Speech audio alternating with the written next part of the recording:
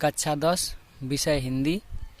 हिंदी में टोटल प्रश्न इसी में से बनेगा, 70 का 70 नंबर टोटल इसी में से बनेगा, इससे ज़्यादा कुछ नहीं आएगा। पहला क्वेश्चन इसमें, निम्नलिखित उपसर्गों में से किसी एक के मेल से एक एक शब्द बनाइए।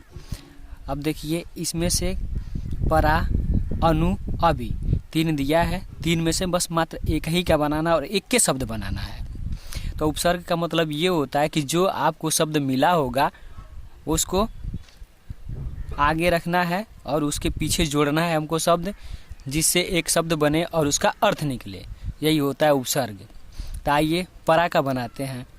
तो पहले तो आंसर में ऐसे लिखेंगे, उपसर्ग लिखेंगे और उसके बाद से एक तरफ नवीन शब्द लिखेंगे, यानी कि उपसर्ग में जो मिला है वो रखेंगे और नया शब्द जो हम बनाएंगे वो रखेंगे।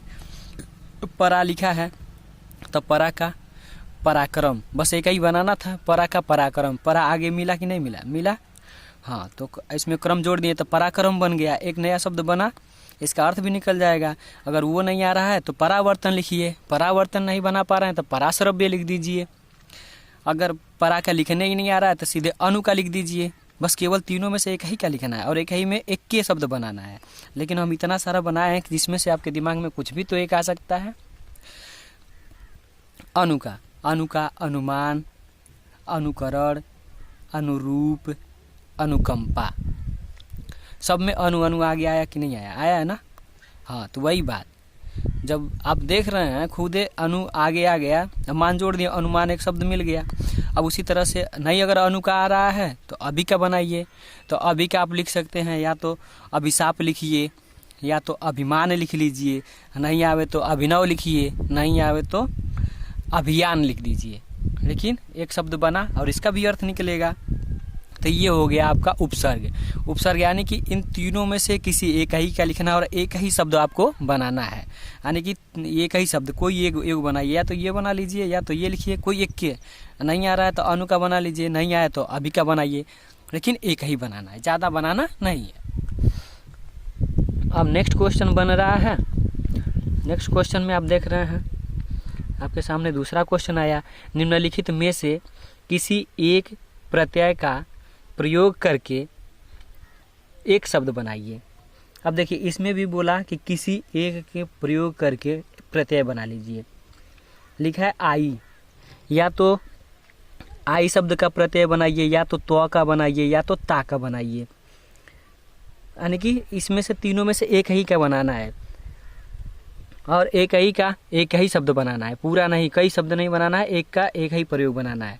तो अब आप देख लीजिए कि इसमें बनाने का तरीका। तो अपने कॉपी को 2 भाग में ऐसे बांटिएगा, एक में लिखिएगा प्रत्यय, एक में लिखिएगा नवीन शब्द। तो प्रत्यय में जो मिला होता शब्द रहता है, जो मिला हुआ रहेगा क्वेश्चन पेपर में वो शब्द आएगा, नवीन शब्द में आप जो बनाएंगे वो आएगा। तो देखिए लिखा आई, तो आई जब बनाना है तो आप आई का बनाएंगे, ऐसा कोई शब्द बनाइए कि इसके आगे वो शब्द जोड़िए और इसके पीछे आई आना चाहिए, कोई शब्द हो ऐसा, वही होगा प्रत्यय। तो आप देख सकते हैं कि आई, तो ऐसा कोई शब्द बनाइए कि जिसका आई आवे। क्या नहीं बन रहा है? अरे का तुमको इतना भी नहीं पता है?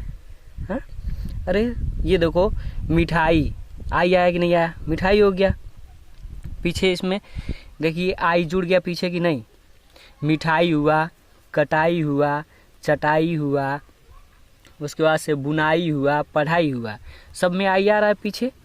बस वही बात है, यही आपका प्रत्यय होता है। अगर नहीं आई का आ रहा है तो त्व का बनाइए, ऐसा कोई शब्द बनाइए कि इसके आगे कोई शब्द जोड़िए कि त्व पीछे आ जाना चाहिए।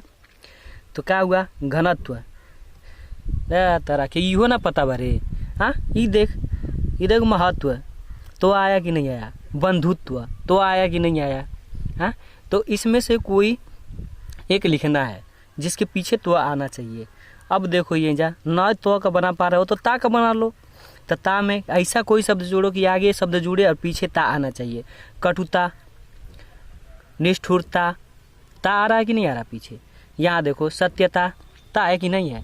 हाँ, तोरा के इहो ना पता बा कि कैसे बने ई प्रत्यय है? हाँ, प्रत्यय में देख तोरा के इहो जाने के चाहिए कि ता पीछे कौन कौन में आई। अब ना वो बन पा रहा है तो ये अगला देख, यहाँ पन लिखा है, तो पन में देख का लिखा है लड़कपन, पन आया कि नहीं पीछे आया। हाँ, ऐसा लिखो कि पन आना चाहिए पीछे, कोई शब्द बनाओ कि पन आवे। ध तरीका देख, लड़कपन, बचपन, बुढ़ापापन, दीवानापन, सब में पन आया कि नहीं आया। हाँ, पन आया ना। तो वही बात, तो ऐसा प्रत्यय में हमेशा ध्यान रखना कि जो भी बनाओ उसके आगे शब्द जोड़ो और पीछे वो शब्द आना चाहिए, ये आएगा प्रत्यय। और उसके बाद से इसमें से प्रत्ययों में से किसी एक ही का बोला है, या तो आई का, या तो त्व का, या तो ता का, या तो पन का। तो किसी एक ही का बनाना था, तो हमने तीनों का आपको बताया है कि मतलब तीनों का देख लीजिए, और इतना इतना बना के दिखाया है कि दिमाग में कुछ तो रह सकता है बस। लेकिन आपको क्या करना है, बस एक ही का बनाना। अगर आई का बना रहे हैं तो बस ये आई का बना दीजिए, मिठाई, कटाई, चटाई, बुनाई, तो सब नहीं लिखना है। आई हो गया तो मिठाई लिख के छोड़ दीजिए, बस हो गया, यही चाहिए था और कुछ नहीं। ठीक है, अब तो समझ में आ गया होगा। अब कोई शब्द मिलेगा, अगर हट आ जाए तो घबराहट, हट पीछे आना चाहिए, घबराहट, हड़बड़ाहट, ये सब हट आ रहा है कि नहीं आ रहा है, आ रहा है, तो वही बात है। अब अगला नेक्स्ट क्वेश्चन बनेगा, लिखा है क्या, निम्नलिखित में से किन्हीं दो वाक्यों का संस्कृत में अनुवाद कीजिए। अब देखिए आपको 4 क्वेश्चन मिलेगा और चारों क्वेश्चन में से किसी एक ही का संस्कृत में अनुवाद करना है। तो जैसे लिख देगा कि वह घर गई, वह घर गई, ये हिंदी में है लेकिन हमको बनाना किस में है, संस्कृत में बनाना है।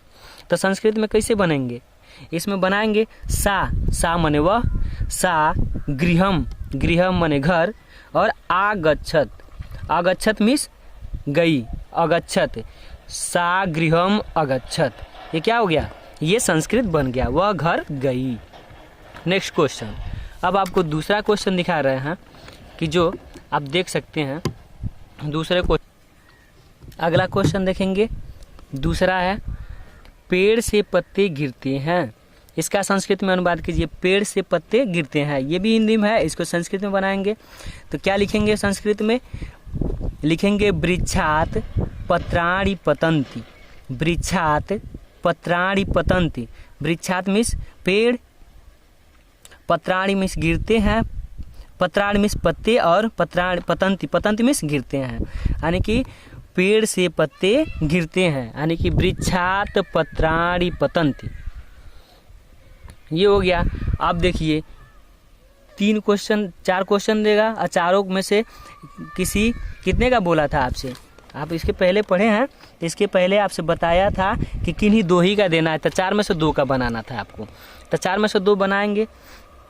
तो तीसरा देखेंगे, लिखा है यह राम की किताब है, ये भी हिंदी में है, यह राम की किताब है, तो आपका बनाएंगे इदम रामस्य पुस्तकम अस्ति, इदम, इदम मीन्स यह, रामस्य मीन्स राम का, पुस्तकम मीन्स होता है किताब, अस्ति मीन्स है, तो इदम रामस्य पुस्तकम अस्ति, यह राम की किताब है। नेक्स्ट क्वेश्चन, अगला क्वेश्चन है लास्ट वाला, चौथा क्वेश्चन में आप देखेंगे लिखा है कि मैं विद्यालय जाऊंगा, ये भी हिंदी में है, इसका संस्कृत में बनाएंगे मैं विद्यालय जाऊंगा, इसका बनाएंगे क्या बनेगा, अहम विद्यालयम गमिष्यामि, कह रहा है अहम विद्यालयम गमिष्यामि, गमिष्यामि मीन्स जाऊंगा, अहम विद्यालयम गमिष्यामि, मैं विद्यालय जाऊंगा। तो ये हो गया आपका संस्कृत में अनुवाद।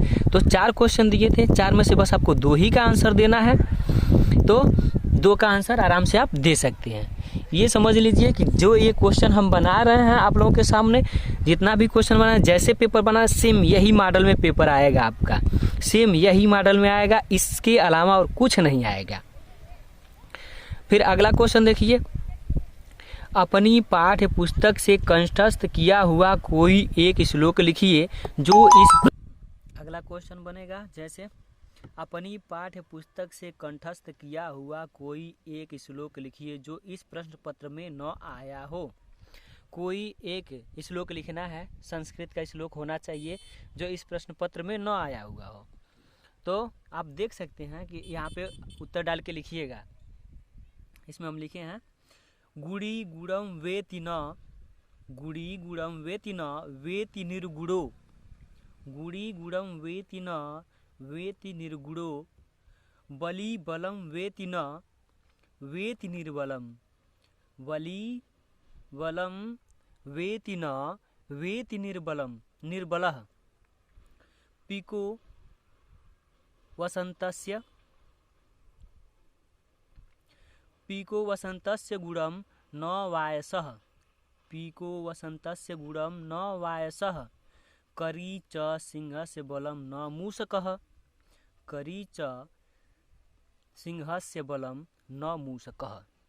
ये आपका 4 लाइन का श्लोक हो गया। फिर अगला क्वेश्चन है आपके सामने, निम्नलिखित लेखकों में से किसी एक का जीवन परिचय देते हुए उनकी किन्हीं 2 रचनाओं का उल्लेख कीजिए। देखिए कह रहा है कि इसमें से किसी एक ही लेखक का जीवन परिचय दीजिए और उनकी रचना का नाम लिख दीजिए। तो इसमें लेखक का नाम आप देख ही रहे हैं, आचार्य रामचंद्र शुक्ल जी हैं, उसके बाद दूसरे पर जयशंकर प्रसाद जी हैं, तीसरे पर राजेंद्र प्रसाद जी हैं। तो इनमें से किसी एक ही का लिखना है, ज़्यादा किसी का नहीं लिखना है, बस मात्र एक ही का लिखना है। तो आपको इसमें से तीनों में से किसी एक का लिख देना है जो आपको याद हो। तो आइए दिखाते हैं आचार्य रामचंद्र शुक्ल जी का। तो आपको लिखना क्या है, आचार्य रामचंद्र शुक्ल का जीवनी। तो हेडिंग डाल दीजिए आचार्य रामचंद्र शुक्ल। उत्तर में लिखिए आप, आचार्य रामचंद्र शुक्ल का जन्म 4 अक्टूबर 1884 ईस्वी में बस्ती जिले के अगोना नामक ग्राम में हुआ था, यानी कि गांव में हुआ था। 1884 ईस्वी में बस्ती जिला के अगोना नामक गांव में इनका जन्म हुआ है। इनके पिता का नाम पंडित चंद्रबली शुक्ल था। इनके जो पिताजी थे पंडित चंद्रबली थे, जो मिर्जापुर के सुपरवाइजर थे, कानूनगो थे मिर्जापुर में। तो आप सीधे सीधे लिख सकते हैं कि आचार्य रामचंद्र शुक्ल का जन्म 1884 ईस्वी में बस्ती जिले के अगोना नामक गांव में हुआ था। इनके पिता पंडित चंद्रबली शुक्ल मिर्जापुर में सुपरवाइजर थे। और आगे आप देख सकते हैं कि और इसमें सुपरवाइजर कानूनगो थे।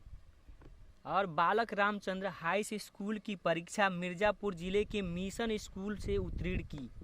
और रामचंद्र शुक्ल का जो परीक्षा था वो हाई स्कूल परीक्षा इंटर की परीक्षा हाई स्कूल में उत्तीर्ण करते हैं। कहाँ से, मिशन, मिर्जापुर के ही ज़िले में एक मिशन स्कूल है, उससे हाई स्कूल पास किए। इंटर की परीक्षा के लिए कायस्थ पाठशाला, ये गणित में बहुत कमज़ोर थे, इसके लिए इंटर की परीक्षा के लिए इनको कायस्थ पाठशाला इलाहाबाद में प्रवेश लिए। ये इनको प्रवेश दिया गया कहाँ, कायस्थ पाठशाला इलाहाबाद में। किंतु अंतिम वर्ष की परीक्षा से पूर्व ही विद्यालय छूट गया। और ये क्या करते हैं, परीक्षा के अंतिम वर्ष के पहले ही, इंटर की परीक्षा के अंतिम वर्ष पहले ही क्या करते हैं, स्कूल छोड़ देते हैं, यानी कि पढ़ाई छोड़ देते हैं। इन्होंने मिर्जापुर के न्यायालय में नौकरी कर ली। और क्या कर लेते हैं, पढ़ाई छोड़ करके मिर्जापुर के जो न्यायालय उसमें नौकरी कर लेते हैं, तथा अन्य पद एवं अध्यापक पद पर भी कार्य किए। और अन्य पद पे और अध्यापक पद पे भी ये कार्य किए हैं। फिर क्या हो, 2 फरवरी 1941 ईस्वी को आपका स्वर्गवास हो गया, यानी कि आप स्वर्ग सिधार गए। यानी कि इनकी मृत्यु कब हो जाती है, 2 फरवरी 1941 ईस्वी को। और इनका भाषा क्या है, भाषा शैली देख लीजिए, खड़ी बोली था, हास्य व्यंग्यात्मक था, गणवेशरात्मक था। आप इसमें ऐसे हेडिंग बना के उसका डैश दे के लिखेंगे, जिससे आपका पूरा नंबर मिलेगा, एक भी नंबर नहीं कटेगा। रचनाएं पूछा था, रचनाएं में लिख लीजिए चिंतामणि भाग 1, चिंतामणि भाग 2, दोनों लिखे थे ये। विचार विधि, रस मीमांसा, सूरदास, त्रिवेणी आदि इनकी रचनाएं हैं। तो ऐसे आप लिख लेंगे, या तो डायरेक्ट एक शब्दों में कह दिया जाए कि आप सुन करके याद कर लीजिए। आचार्य रामचंद्र शुक्ल का जन्म 1884 ईस्वी में बस्ती जिले के अगोना नामक ग्राम में हुआ था। इनके पिता का नाम पंडित चंद्रबली शुक्ल, ये मिर्जापुर के राठौर में कानूनगो थे। और इन्होंने मिर्जापुर के मिशन स्कूल से हाई स्कूल की परीक्षा उत्तीर्ण की। और गणित में कमज़ोर होने के कारण इन्हें इलाहाबाद में कायस्थ विद्यालय में इनका इंटरमीडिएट में दाखिला दिया गया और यह दूसरे ईयर में जाते जाते विद्यालय छोड़ देते हैं और उसके बाद से नौकरी कर लेते हैं। ठीक है,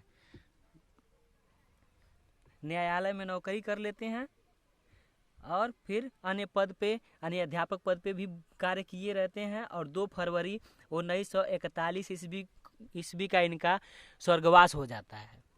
बस इतना ही लिखना है। भाषा शैली में खड़ी बोली, हास्य व्यंग्यात्मक, गणवेशनात्मक रचनाएं में चिंतामणि, भाग 1, भाग 2, विचार विधि, सूरदास, रस मीमांसा, त्रिवेणी आदि। अब अगला देख लीजिए, अगर उनका याद है तो उनका कर लीजिए, नहीं तो जयशंकर प्रसाद जी का भी सुन लीजिए। प्रसाद जी का भी बता दे रहे हैं, आपको जो अच्छा लगे वो लिखिए, बस मात्र एक ही लिखना है। अगला है जयशंकर प्रसाद। जयशंकर प्रसाद का जन्म काशी के प्रसिद्ध वैश्य परिवार में 30 जनवरी 1889 ईस्वी को हुआ था। इनका परिवार सुंघनी साहू के नाम से प्रसिद्ध था। ये 1889 में पैदा हुए थे और उसके बाद से काशी में पैदा हुए थे और इनका जो परिवार था साहू सुंगनी परिवार के नाम से फेमस था, प्रसिद्ध था। इनके पिता देवी प्रसाद स्वयं साहित्यकार, साहित्य प्रेमी थे और इनके जो पिताजी थे इनका नाम था देवी प्रसाद और ये स्वयं साहित्य के प्रेमी थे। प्रसाद जी ने 9 वर्ष की आयु में ही एक कविता की रचना की। कह रहा है कि इसमें बताया जा रहा है कि प्रसाद जी जब 9 वर्ष के ही थे तभी एक कविता का रचना करते हैं, जिसे पढ़ करके इनके पिताजी ने इन्हें महान कवि बनने का आशीर्वाद दिया और इस कविता को पढ़ करके इनके पिताजी यानी कि देवी प्रसाद जी ने इनको आशीर्वाद दिया कि आप महान कवि बनोगे। प्रसाद जी अपने माता पिता के साथ विभिन्न तीर्थ स्थानों की यात्रा की और प्रसाद जी अपने माता पिता के साथ विभिन्न तीर्थ यात्रा किए। कुछ समय बाद ही इनके पिता की मृत्यु हो गई और कुछ समय के बाद इनके पिताजी की मृत्यु हो जाती है। जब प्रसाद जी 17 वर्ष के थे तभी बड़े भाई शंभूनाथ जी की मृत्यु हो गई और जब ये 17 वर्ष की उम्र में थे तभी इनके बड़े भाई शंभूनाथ जी का भी मृत्यु हो जाता है। मृत्यु हो गई। इन्होंने 3 शादियां की थी। इनकी 3 शादियां हुई थी, किंतु तीनों पत्नियां असमय ही यानी कि बिना समय के ही एक्सपायर हो गई, यानी कि मर गई। तीनों पत्नियां इनके बिना समय से पहले ही क्या हो गई, मर गई तीनों पत्नियां। इसी बीच इनका जो छोटा भाई था उसका भी मृत्यु हो जाता है। इन सभी घटनाओं को देखकर प्रसाद जी अंदर ही अंदर टूट गए। संघर्ष और चिंताओं के कारण क्षय रोगों से पीड़ित हो गए और 15 नवंबर 1937 ईस्वी को 47 वर्ष की आयु में इनका निधन हो गया। यानी कि इनका भी साफ शब्दों में कहा जा सकता है कि ये काशी के साहू सुंगनी परिवार में पैदा हुए थे 1889 ईस्वी में। इनके पिताजी का नाम था देवी प्रसाद तथा ये 9 वर्ष की ही अवस्था में एक कविता का रचना करते हैं। उस कविता को पढ़ करके उनके पिताजी इनको महान कवि बनने का आशीर्वाद देते हैं और उसके बाद से इन्होंने अपने माता पिता के साथ कई तीर्थ यात्राओं पे भी घूमा भ्रमण किया। उसके बाद 17 साल की अवस्था में इनके पिताजी की मृत्यु हो जाती है। उसके बाद शंभूनाथ इनके बड़े भाई हैं, कुछ समय के बाद उनकी भी मृत्यु हो जाती है। इनकी 3 शादियां होती हैं। तीनों पत्नियां मतलब समय से पहले ही मर गईं, मृत्यु को प्राप्त हुई। तभी उसी बीच इनका छोटा भाई जो था उसका भी मृत्यु हो जाता है। इन सब विपद की पहाड़ों को देखते हुए इनके मन में बड़ा पीड़ा होती है, जिससे कष्ट रोग इनको घेर लेता है और उसी समय इनकी भी मृत्यु हो जाती है। इनकी मृत्यु 1937 ईस्वी को 47 वर्ष की आयु में ही हो जाती है। अब देखिए रचनाएं इनकी, तो आपके सामने रचनाएं दिखा दे रहे हैं। भाषा शैली सुन लीजिए, इनका शैली था अलंकृत शैली। इनकी शैली थी अलंकृत शैली, भावात्मक शैली, चित्रात्मक शैली। भाषा था खड़ी बोली। रचनाएं इनकी थी कैसी, रचना इनका यानी क्या क्या लिखे हैं ये, तो बहुत से चीज़ लिखे हैं इन्होंने, लेकिन कुछ दे दिया गया। रचनाएं में 2 ही लिखना था, लेकिन आपको बता दे रहे हैं। ममता है, झरना है, आंसू है, लहर है, कामायनी है, स्कंदगुप्त आदि, ये सब इनकी रचनाएं हैं। तो आपने देखा कि 2 लोगों का।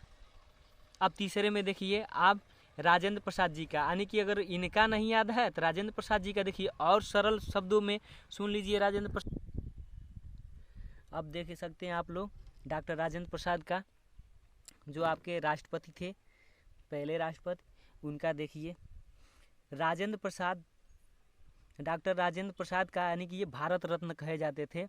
डॉक्टर राजेंद्र प्रसाद का जन्म 3 दिसंबर 1884 ईस्वी को बिहार राज्य के छपरा जिले के जीरादेई नामक गांव में हुआ था।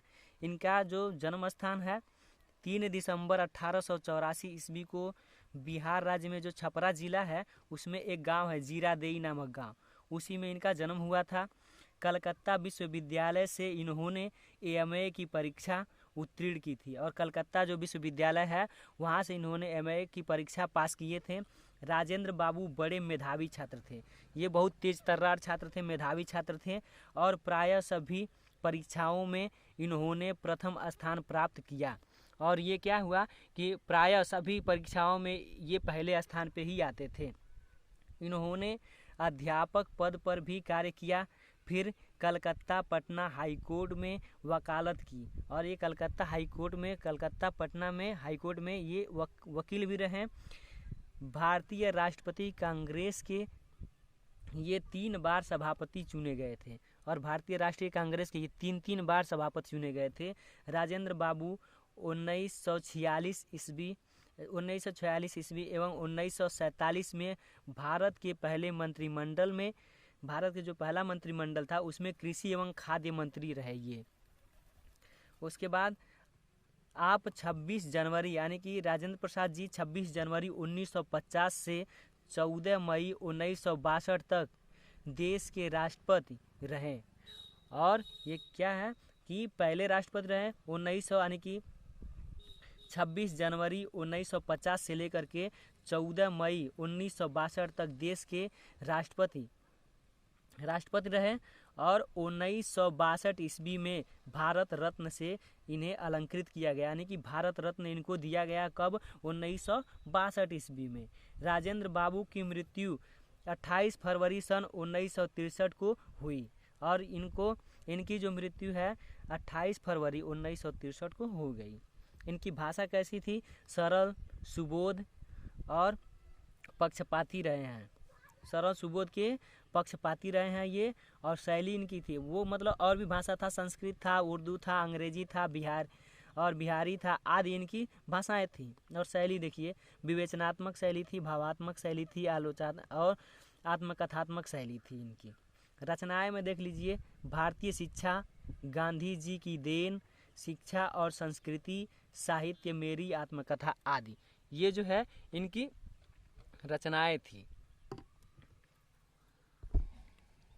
अब देखिए तुलसीदास जी का जीवन परिचय, यानी कि 3 दिया जाएगा, 3 में से बस किसी एक ही का, ये कवि हैं, कवि में से किसी एक ही का जीवन परिचय देना होता है। तुलसीदास जी हैं, सूरदास जी हैं, और उसके बाद से बिहारी लाल जी हैं। इन तीनों में से किसी एक ही का पूछा जाएगा, तीनों दिया जाएगा, किसी एक ही का पूछा जाएगा, बस आपको एक ही का लिखना है। आइए तुलसीदास जी का पहले लिखते हैं, तो सुन लीजिए। तुलसीदास जी का जन्म स्थान है, ये जो सन 1532 ईस्वी में पैदा हुए थे, और जन्म स्थान तुलसीदास जी का जन्म 1532 ईस्वी में राजापुर गांव में, यानी कि जो चित्रकूट उत्तर प्रदेश में पड़ता है, वहीं पे हुआ था।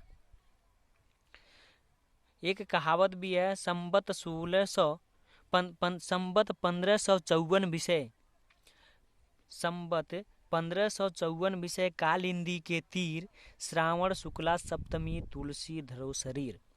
यानी कि बीसी जो चल रहा था 1554 बीसी चल रहा था और कालिंदी नदी के तीर पे इनका जन्म हुआ। श्रावण शुक्ला सप्तमी था जब इनका जन्म हुआ था। इनके माता का नाम था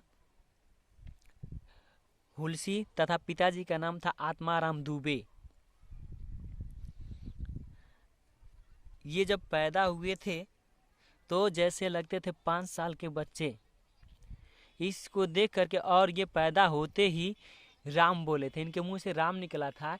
ये सब देख करके उनके माता पिता डर गए और इनका त्याग कर दिया। तो इनका लालन पालन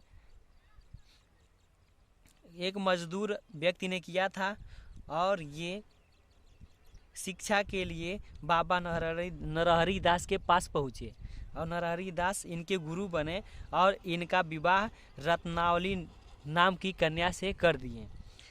रत्नावली इतना सुंदर थी, वो इतना उससे प्रेम करते थे कि उसके बिना एक पल भी रह नहीं सकते थे।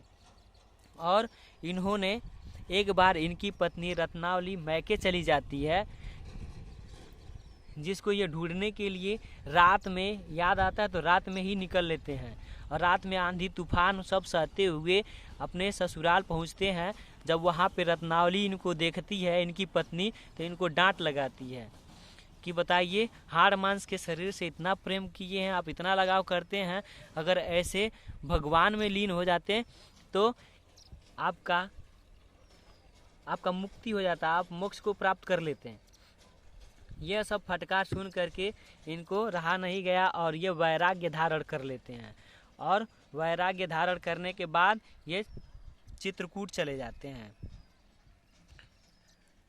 और वहीं पे सभी तीर्थ स्थानों का भ्रमण करने के बाद वहीं पे इनका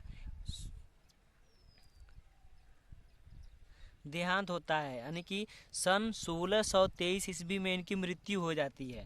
इस पे भी एक सूक्ति है, संबत 1680 गंग के तीर, श्रावण शुक्ला सप्तमी तुलसी तजो शरीर। यानी कि तुलसी जी ने अपना शरीर का त्याग कर दिया। कब? संबत 1680 में। कहाँ? 80 गंग के तीर, और वो भी सावन महीना था, शुक्ल पक्ष था, सप्तमी था। उसी दिन तुलसी जी का देहांत हुआ, यानी कि तुलसी जी का स्वर्गवास हो गया। इनका बचपन का नाम राम बोला कहा जाता है। तुलसी जी का भाषा था अवधि ब्रज। हेडिंग डालेंगे, भाषा में लिखेंगे अवधि ब्रज। और उसके बाद से इनका शैली में था छप्पय, दोहा, चौपाई, गीत, कवित्त और सवैया, ये इनकी शैली थी। फिर हेडिंग डालेंगे रचनाएं, तो इनकी रचनाएं में रामचरितमानस, जानकी मंगल, दोहावली, गीतावली, पार्वती मंगल, राम लला नछू, रामाज्ञा आदि, ये सब इनकी रचनाएं थी। अब अगला देखिए जीवन परिचय सूरदास जी का। अब सूरदास जी का जन्म देखिए। सूरदास जी के जन्म के बारे में लिखिएगा आप।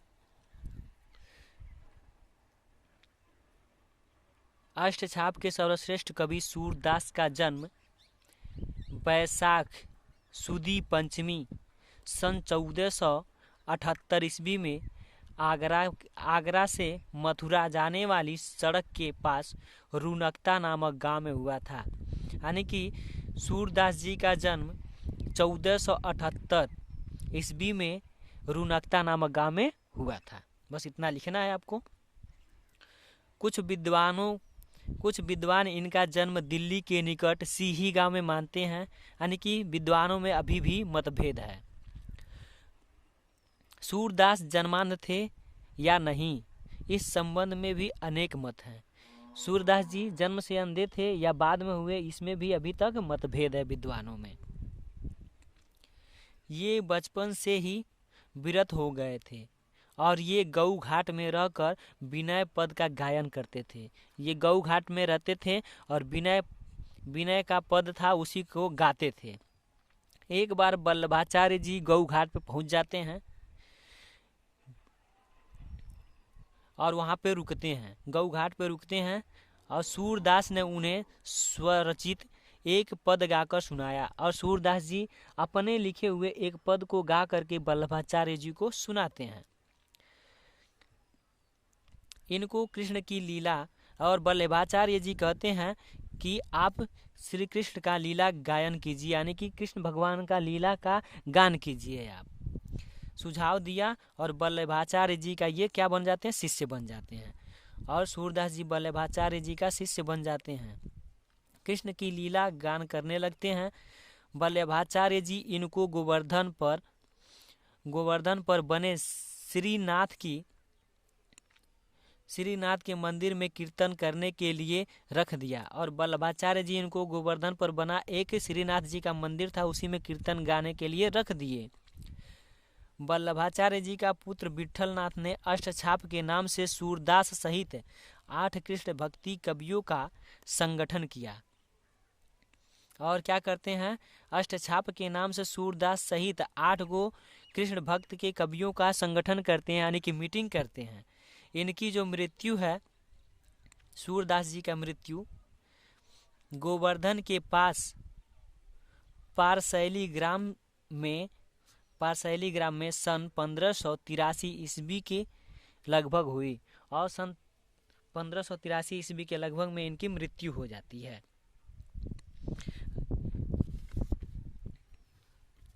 इनकी भाषा है ब्रज भाषा और इनकी शैली है, हेडिंग डालिएगा फिर शैली में लिखिएगा मुक्तक शैली के गेय पद, अष्टछाप एवं भक्ति काल के कवि। इनकी रचनाएं देखिए, इनकी रचनाएं में लिखिएगा, हेडिंग डालिएगा रचनाएं डैश देकर उसमें लिखिएगा सूर सागर, साहित्य लहरी, सूर सरावली। बिहारी लाल का जीवन परिचय। बिहारी लाल का जन्म 1603 ईस्वी में लगभग ग्वालियर के पास बसुआ गोविंदपुर गांव में हुआ था। ये मथुरा चौबे कहे जाते थे। इनका बचपन बुंदेलखंड में व्यतीत हुआ। युवा अवस्था में ही ये अपनी ससुराल मथुरा में जाकर रहने लगे। एक सूक्ति यानी एक कहावत लिखा गया है, जन्म ग्वालियर जानिए खंड बुंदेलबाल, तरुणाई आई सुघर मथुरा बसी ससुराल।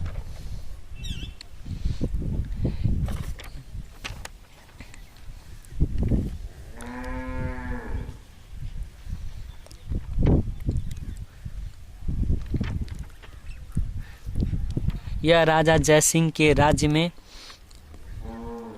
रहा करते थे और इन्होंने वहाँ एकमात्र ग्रंथ की रचना की जिसका नाम है बिहारी 27 में, जिसमें इन्होंने 719 दोहे का वर्णन किया है,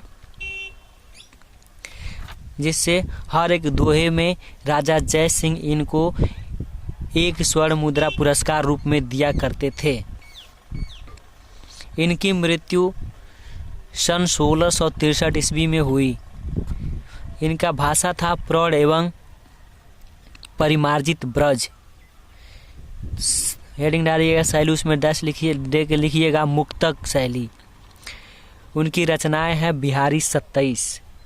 इस तरह से आपको जीवन परिचय लिखना है, ज़्यादा कुछ नहीं लिखना रहता है इसमें, बस इतना में आपका बन जाएगा 3 नंबर। मात्र एक ही का जीवन परिचय लिखना था तीनों में से, तो हमने बताया आपको सूरदास का, तुलसीदास का और बिहारी लाल का, जिसमें से एक आपको लिखना रहेगा, जिसमें से हम 60 शब्दों में बताएं आपको लिखने का तरीका। अब आप लोगों को बता दें कि एक विषय पे निबंध लिखना है, जिसमें से या तो कंप्यूटर शिक्षा पे लिखिए, या पर्यावरण प्रदूषण पे लिखिए, या विज्ञान वरदान या अभिशाप पे लिखिए, या बेरोजगारी पे लिखिए। किसी एक पे ही लिखना है, जिसमें से आपको जो अच्छा लगेगा लिख सकते हैं। अगर आप नहीं बना पा रहे हैं तो आप कमेंट बॉक्स में हमारे ज़रूर लिखें कि इसको लिखने का तरीका बताएं, तो हम साइट में ही आपको बता देंगे। फिर अगला क्वेश्चन बनेगा, खंड काव्य के आधार पर एक प्रश्न बनेगा, जिसमें से आपको बता दे रहे हैं। ये जो है देवरिया डिस्ट्रिक्ट के लोग मेवाड़ मुकुट खंड काव्य के मेवाड़ मुकुट पढ़ेंगे। देवरिया डिस्ट्रिक्ट के लोग मेवाड़ मुकुट के नायक का चरित्र चित्रण कीजिए, या तो कहेगा मेवाड़ मुकुट खंड काव्य की कथा वस्तु संक्षेप में लिखिए। दो में से एक ही लिखना है, जिसमें से आप लिख सकते हैं। ठीक, ये केवल ओनली वन देवरिया वाले जो देवरिया डिस्ट्रिक्ट में पढ़ते होंगे, देवरिया जिला में पढ़ेंगे, वो इसको लिखेंगे मेवाड़ मुकुट को। उसके बाद से जो गोरखपुर में पढ़ेंगे, गोरखपुर जिला में, वो मातृभूमि को लिखेंगे। गोरखपुर जिला वाले मातृभूमि को लिखेंगे।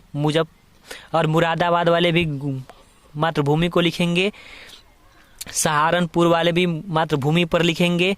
लखीमपुर खीरी वाले भी, मैनपुरी वाले भी, मुजफ्फरनगर वाले भी, ये सब के सब मातृभूमि पर लिखेंगे। उसके बाद लखनऊ, सहारनपुर, फैजाबाद, बांदा, झांसी, हरदोई, ये जय सुभाष स्थान पे लिखेंगे, जय सुभाष पे लिखेंगे। उसके बाद कर्ण का चरित्र चित्रण करेंगे अलीगढ़ वाले, जौनपुर वाले, बलिया वाले, हमीरपुर, एटा वाले, केवल कर्ण पे लिखेंगे। उसके बाद कर्मवीर भरत पे मेरठ वाले लिखेंगे, फर्रुखाबाद वाले लिखेंगे, पीलीभीत वाले लिखेंगे, रायबरेली वाले लिखेंगे। और तुमुल वाले पे, तुमुल काव्यखंड पे वाराणसी वाले, एटा वाले, बिजनौर वाले, जालौन वाले, बदायूं वाले, ये सब लिखेंगे। और उसके बाद से मेवाड़ मुकुट में देवरिया वाले, बुंदेलशहर वाले, बरेली वाले, सुल्तानपुर वाले, सीतापुर वाले, बहराइच वाले मेवाड़ मुकुट के बारे में लिखेंगे। तो देवरिया वाले मेवाड़ मुकुट के बारे में ही लिखेंगे। अगर नहीं लिख पा रहे हैं तो आप हमारे कमेंट बॉक्स में ज़रूर बताएं कि हम नहीं लिख पा रहे हैं, इसको लिखने का तरीका बताइए, तो वो भी हम लिख के बता देंगे साइट में, एक कहानी नुमा। और रस, छंद, अलंकार, तद्भव, तत्सम, पर्यायवाची, विलोम, इसमें से सब बहुविकल्पी क्वेश्चन बनेंगे।